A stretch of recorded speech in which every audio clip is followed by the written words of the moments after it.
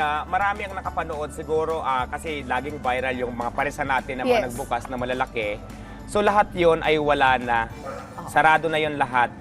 Kasi nagkaroon kami ng problema doon sa business partner ko before. Oo, nag-ilang mga branches yung inopen mo? Actually, may nagbukas ako ng Quezon City. Malalaking branch to, mga franchising. Mayroon akong Pampanga na nagbukas. Mayroon akong Laguna at mayroon akong Caloocan. So marami, 4 yun. 4. Lahat yun nagsarado na? Lahat yun sarado na. Okay. Ano nangyari?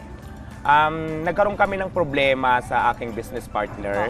So, yun nga, sa madaling salita, yung franchising fee na pinag-usapan namin, wala akong natanggap doon. Okay. So, nakakalungkot nga kasi, syempre, inaasahan ko, nakikita ako. So, nakakalungkot kasi parang ako pa yung nautangan. Oo. So, kaya sarado na lahat yon.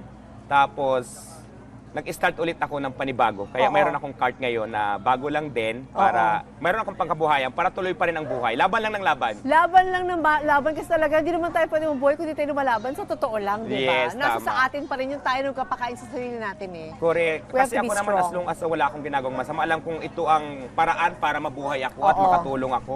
Oo. Laban.